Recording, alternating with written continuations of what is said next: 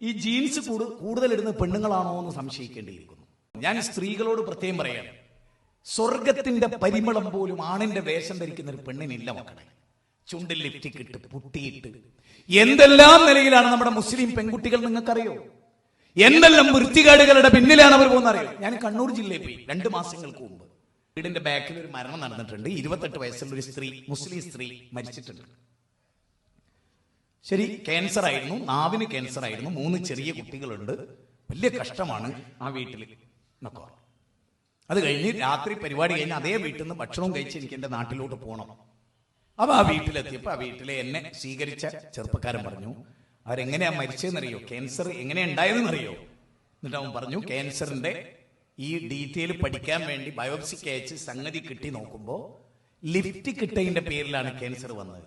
നിരന്തരമായി കുട്ടിക്കാലം മുതൽ ചുണ്ടില്. കാരണം പെൺകുട്ടികൾ ശരിക്കും മനസ്സിലായിക്കോ, അള്ളാഹ് ഖുർആനിലെ സൂറത്ത് ബഖറയിലെ 138 ഒരു ചോദ്യം ചോദിക്കുന്നുണ്ട്. സൂറത്ത് ബഖറയിലെ 138 അള്ളാഹ് ചോദിക്കാണ്, നിങ്ങളെ ചുണ്ടിന് ഞാനൊരു നിറട്ടിട്ടില്ലേ? ഖുർആനാ പറയുന്നത്. കേട്ടിട്ടുണ്ടോ? ആ വചനം വായിച്ചിട്ടുണ്ടോ എപ്പോഴെങ്കിലും? ഇപ്പൊ മൊബൈൽ കയ്യിലുള്ളവർ എടുത്തു നോക്ക്. നിങ്ങളെ ചുണ്ടിന് നിറട്ടത് ഞാനാ.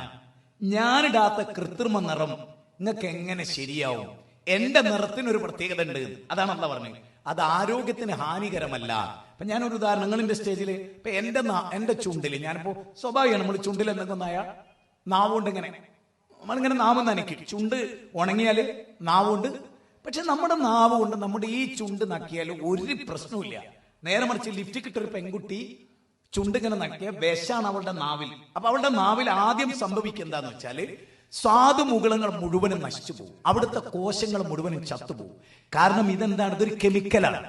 ഈ കെമിക്കൽ നാവിലാവുന്നതോടുകൂടി അവിടെ നിന്നുള്ള കോശങ്ങൾ ചത്ത് അവിടെ ക്യാൻസർ ബാധിക്കുകയാണ്. എന്നിട്ട് അത് കട്ട് ചെയ്യേണ്ടി വരികയാണ്.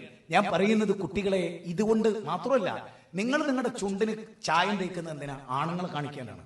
ഞാൻ ചോദിക്കുന്ന എല്ലാ ആണുങ്ങൾക്കും ശരീരം കൊടുക്കാൻ നിങ്ങൾ ആഗ്രഹിക്കുന്നുണ്ടോ? പിന്നെ എന്ത് നിങ്ങൾ ഈ പണിയെടുക്കണം? എന്താ നിങ്ങൾ ഇതുകൊണ്ട് ഉദ്ദേശിക്കുന്നത്?